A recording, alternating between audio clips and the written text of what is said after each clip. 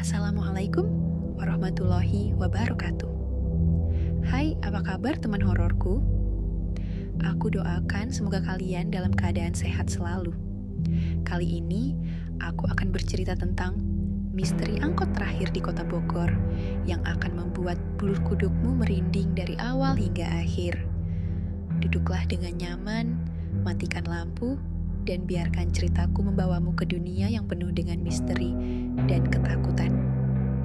Malam itu, langit kota Bogor tampak mendung. Hujan baru saja reda, meninggalkan aroma khas tanah basah yang bercampur dengan dingin malam. Jalan Pajajaran yang biasanya ramai kini terasa sunyi.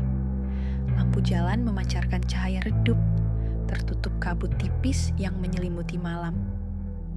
Di trotoar, seorang pemuda bernama Ardi berjalan dengan langkah tergesa-gesa, berusaha mencapai halte terakhir sebelum tengah malam.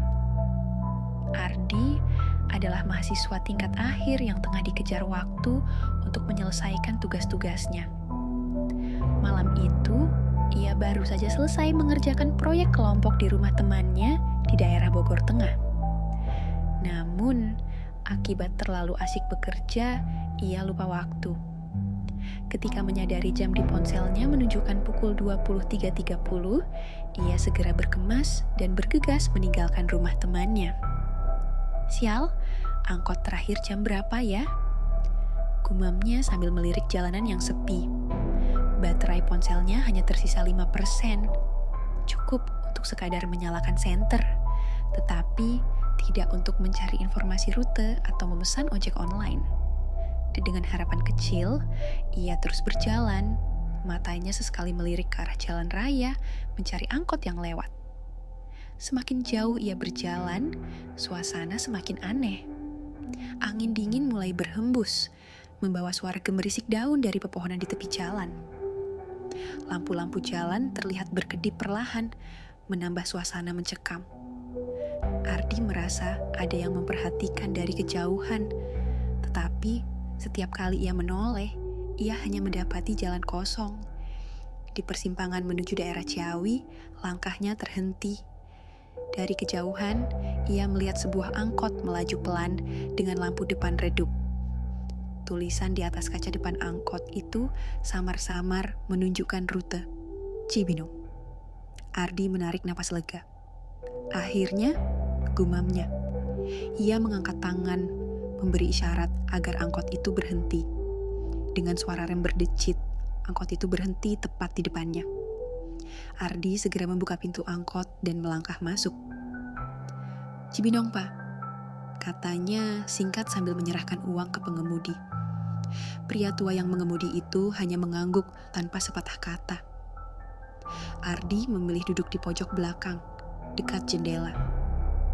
Saat duduk, ia menyadari bahwa interior angkot ini terasa berbeda. Kursinya usang dengan pelapis kulit yang sudah robek di beberapa tempat. Dindingnya dipenuhi coretan yang sulit dibaca, seolah-olah ditulis oleh tangan yang gemetar.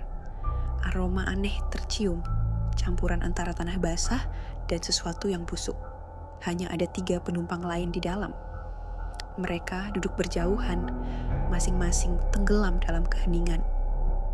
Ardi mencoba mengamati mereka satu persatu. Di bangku depan, seorang wanita berambut panjang duduk memunggunginya. Rambutnya tergerai, menutupi sebagian wajahnya. Wanita itu mengenakan jaket tebal berwarna hitam. Di sisi kanan angkot, seorang pria parubaya duduk dengan kepala tertunduk. Ia mengenakan kemeja lusuh dan tangannya memegang tas plastik yang tampak berat. Yang terakhir, di sudut dekat pintu, seorang pria kurus duduk diam sambil memandangi lantai. Wajahnya pucat, hampir seperti tidak memiliki darah di tubuhnya. Angkot mulai melaju, meninggalkan jalan Pajajaran dan memasuki jalur yang lebih sepi. Suara mesin angkot terdengar berat, seperti menahan beban yang terlalu besar. Di luar, pemandangan mulai berubah. Jalan yang biasa dilalui kini terasa lebih gelap dengan pepohonan besar di kedua sisi.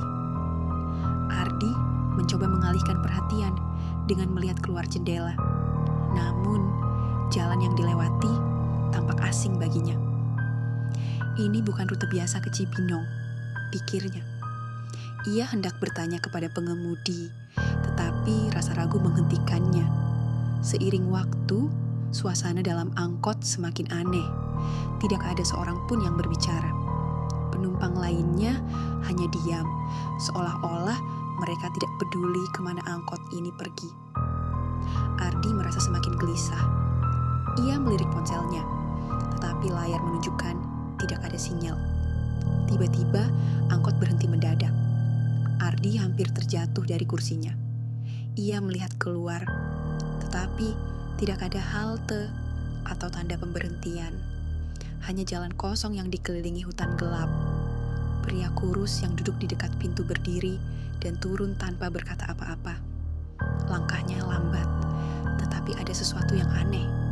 Ketika ia berjalan menjauh dari angkot, tubuhnya tampak memudar, seperti bayangan yang larut dalam kegelapan. Ardi tertegun. Apa aku baru saja melihat hantu? Pikirnya. Tetapi ia tidak sanggup mengeluarkan kalimatnya. Ia mencoba berbicara dengan wanita berambut panjang di depannya. "Mbak, ini angkot ke Cibinong, kan?" Tanyanya dengan suara bergetar. Wanita itu tidak menjawab. Perlahan, ia menoleh, dan saat itulah Ardi melihat wajahnya. Mata wanita itu kosong, hanya lubang hitam tanpa bola mata. Bibirnya bergerak perlahan, mengucapkan sesuatu yang nyaris tidak terdengar. "Kamu tidak seharusnya di sini." Ardi merinding. Ia ingin turun, tetapi pintu angkot terkunci rapat. Angkot mulai melaju lagi, kali ini lebih cepat. Di luar, jalan berubah menjadi lorong gelap yang tidak berujung. Bayangan-bayangan aneh terlihat bergerak di antara pepohonan, seperti sosok-sosok yang mengintai.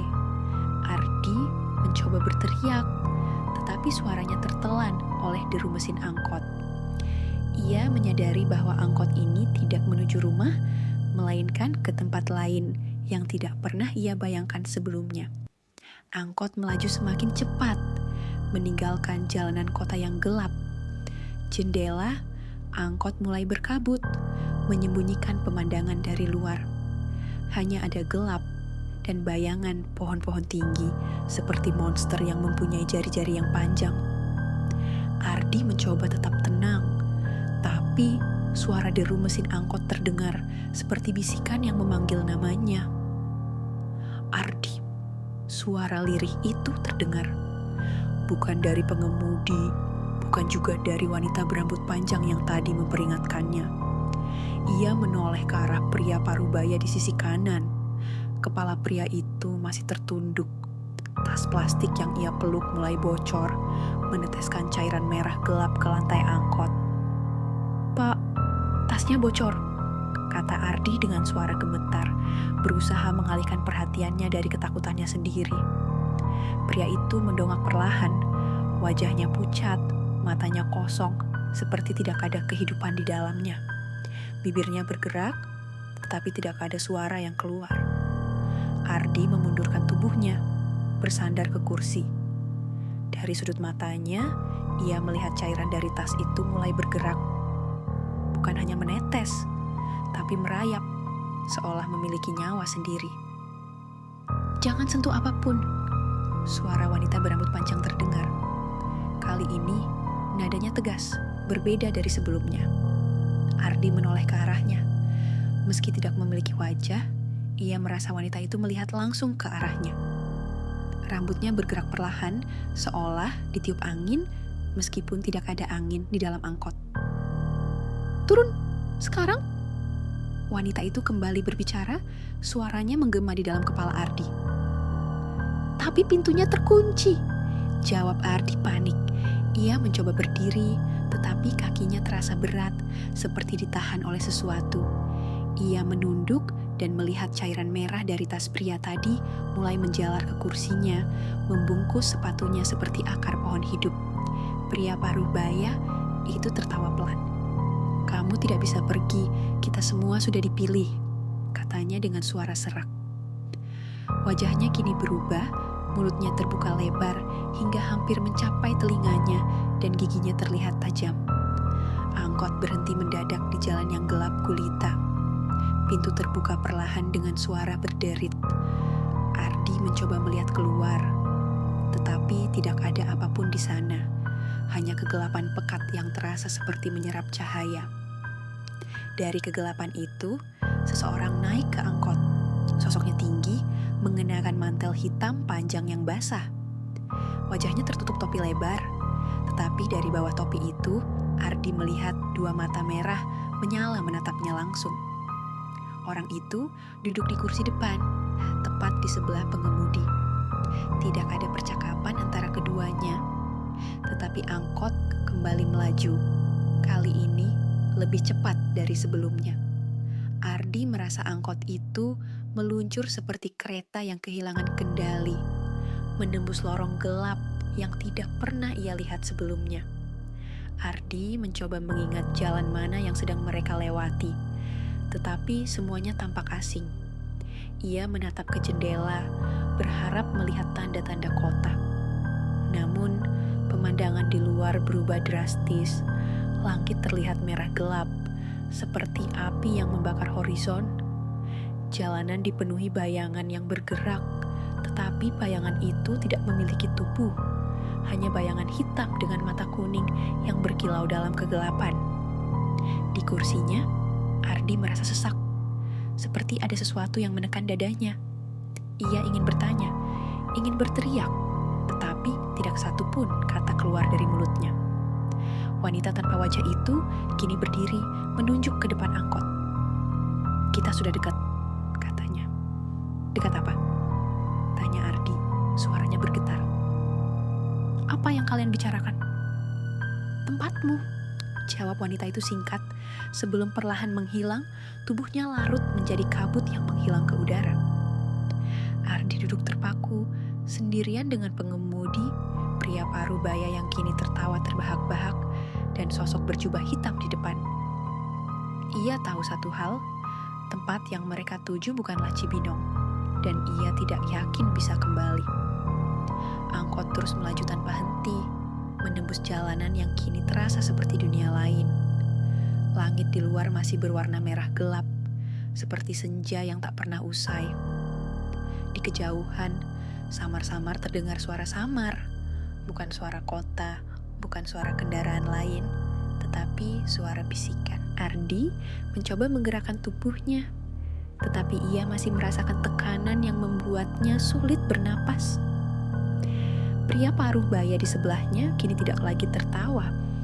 Ia hanya duduk diam, matanya terpejam, bibirnya bergerak-gerak seolah sedang berbicara dengan sesuatu yang tak terlihat. Di kursi pengemudi, sosok berjubah hitam tetap diam. Tidak ada komunikasi antara dia dan pengemudi. Seakan-akan pengemudi sudah tahu harus kemana tanpa diberi instruksi. Ardi menguatkan tekad. Dengan sekuat tenaga, ia mencoba menggerakkan tangannya untuk meraih pintu angkot.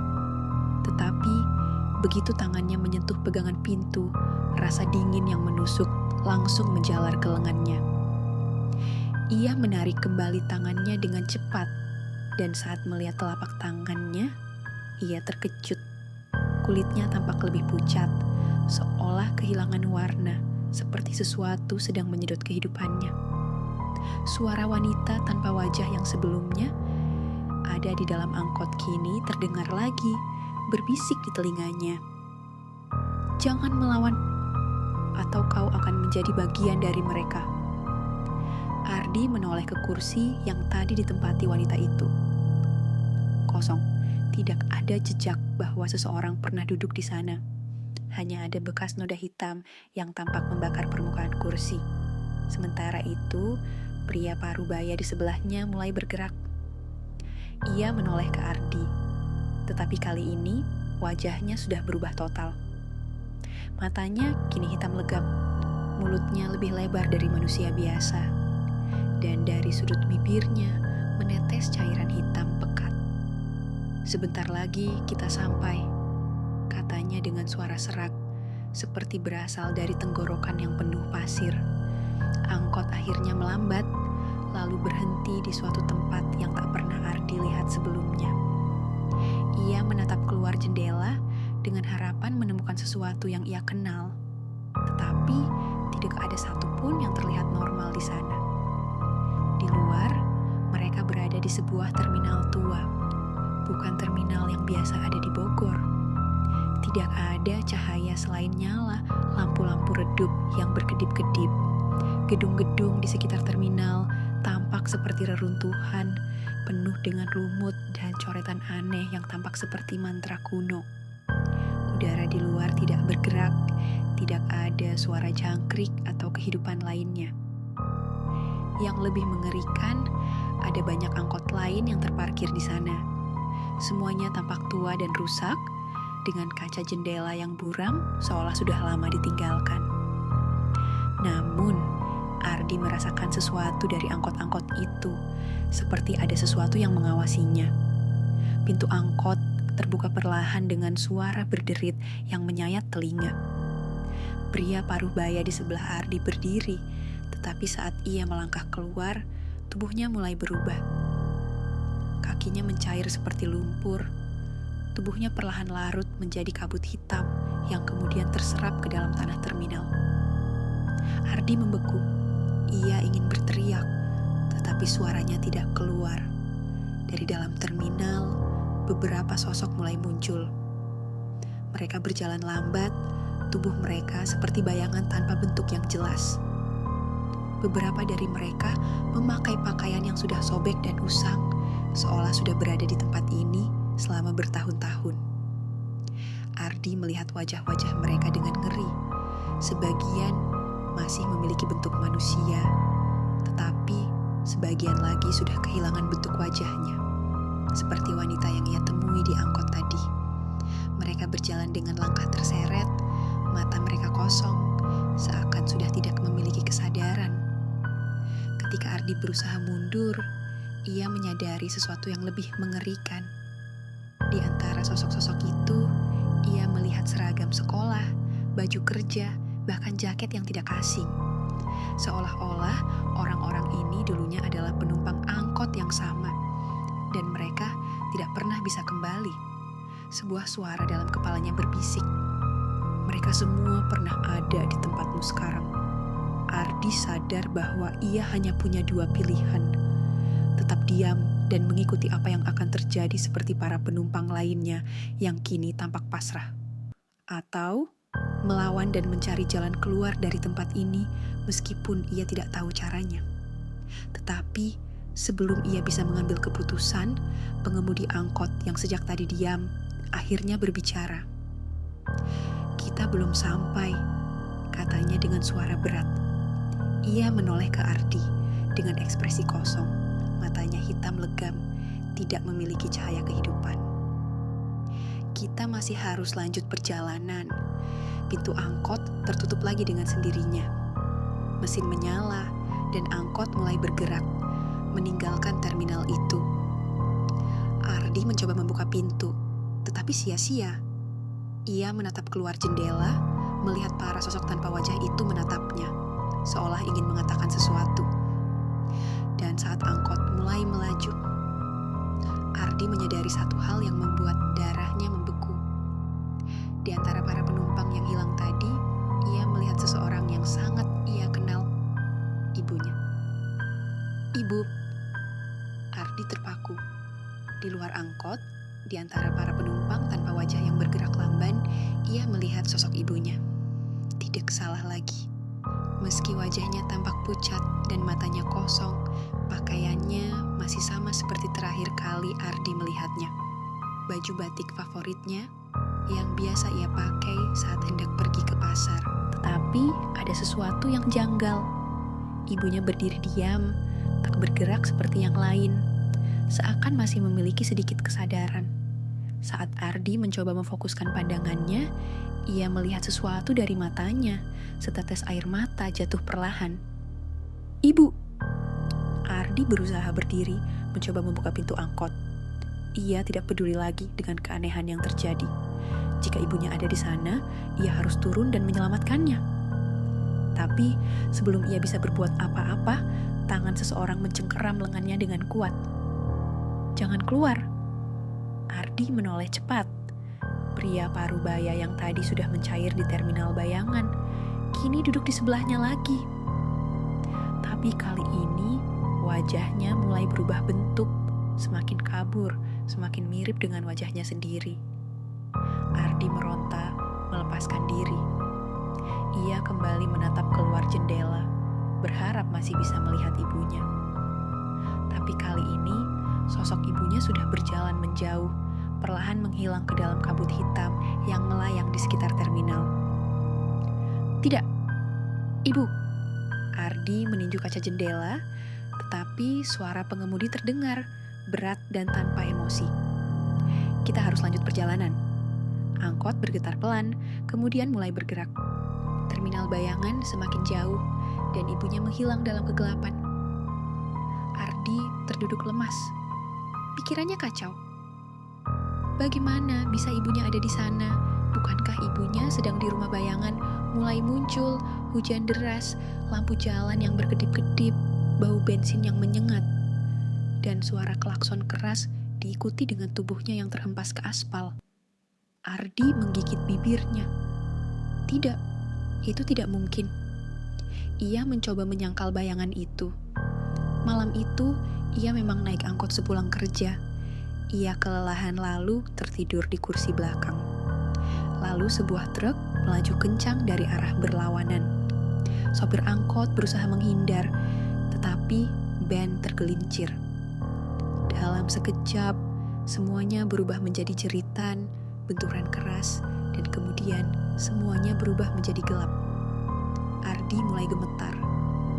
Jika semua ini adalah akibat kecelakaan itu, berarti angkot ini bukan membawa penumpang ke tujuan mereka, tetapi ke sesuatu yang lebih mengerikan. Ardi melihat ke kursi depan. Pengemudi masih tetap diam, tetapi dari kaca spion, Ardi bisa melihat senyum tipis di balik wajah kosongnya. Pria parubaya di sebelahnya mulai berbisik pelan. "Sudah waktunya menerima." Tidak, Ardi tidak bisa menerima ini. Jika ia benar-benar sudah mati, kenapa ia masih bisa berpikir? Kenapa ia masih bisa merasa takut? Kenapa ia melihat ibunya di terminal itu? Lalu, jika ia belum benar-benar mati, apakah masih ada cara untuk kembali? Tapi sebelum ia bisa memikirkan jawabannya, angkot tiba-tiba berhenti mendadak. Ardi kini harus memilih, tetap di dalam angkot dan menerima takdirnya, atau mencari jalan keluar sebelum terlambat. Angkot kembali melaju. Kali ini lebih cepat dan lebih liar, seakan ingin menenggelamkan Ardi ke dalam kegelapan. Ardi masih berusaha mengatur napasnya. Pikirannya kacau. Semua ini tidak mungkin nyata.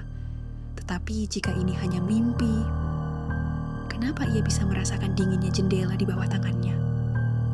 Kenapa ia bisa mendengar deru mesin dan mencium bau bensin yang menyengat? Di luar, dunia semakin berubah. Tidak ada lagi kota Bogor, tidak ada lagi jalanan yang ia kenal. Yang tersisa hanyalah kabut gelap yang menelan segala sesuatu. Lalu, sesuatu yang tidak ia duga terjadi. Di tengah keheningan angkot, di antara suara ban yang bergesekan dengan jalan, ia mendengar suara lembut. "Kalau kau tersesat, panggil namaku." Ardi seperti mengenal suara itu. Itu adalah suara ibunya. Tapi, dari mana datangnya? Ia melihat sekeliling, kursi belakang kosong. Pengemudi tetap menatap ke depan, wajahnya tidak terlihat. Tiba-tiba, dari jendela, Ardi melihat sesuatu. Ibunya berada di luar, berjalan perlahan di tengah kabut. Wajahnya kali ini tidak kosong. Ia menatap Ardi dengan penuh kasih sayang, sama seperti dulu saat ia masih kecil. Hatinya bergetar. Ini bukan ilusi. Tanpa pikir panjang, ia berteriak, "Ibu, tolong aku!" Begitu Ardi berteriak, angkot mulai berguncang hebat. Seperti ada sesuatu yang marah. Lampu dalam kendaraan berkedip-kedip. Mesin meraung lebih keras. Pengemudi menoleh untuk pertama kalinya sejak perjalanan dimulai. matanya terlihat hitam sepenuhnya, tanpa bola mata. Kau tidak bisa pergi, tapi Ardi tidak peduli. Ia melihat keluar ke arah ibunya yang kini berdiri lebih dekat. Tangannya terangkat, mengulurkan jemari ke arahnya. Ardi tahu ini satu-satunya kesempatan. Ia mengumpulkan seluruh keberanian, lalu menendang pintu angkot itu sekuat tenaga. Pintu akhirnya terbuka, dan Ardi langsung melompat. Semuanya terjadi begitu cepat. Angkot seolah mengeluarkan jeritan keras, seperti suara makhluk yang kesakitan. Cahaya terang menyilaukan pandangan Ardi. Tubuhnya melayang di udara. Ia merasa seperti terjatuh. Lalu, semuanya menjadi gelap. Ketika Ardi tersadar, yang pertama kali ia lihat adalah lampu merah dan biru berkedip-kedip. Itu adalah lampu ambulan. Orang-orang berkerumun di sekitarnya. Ia bisa mendengar suara beberapa orang berbicara panik. Astaga, masih hidup. Cepat bawa tandu. Ardi mencoba bergerak, tetapi tubuhnya terasa berat. Napasnya tersengal.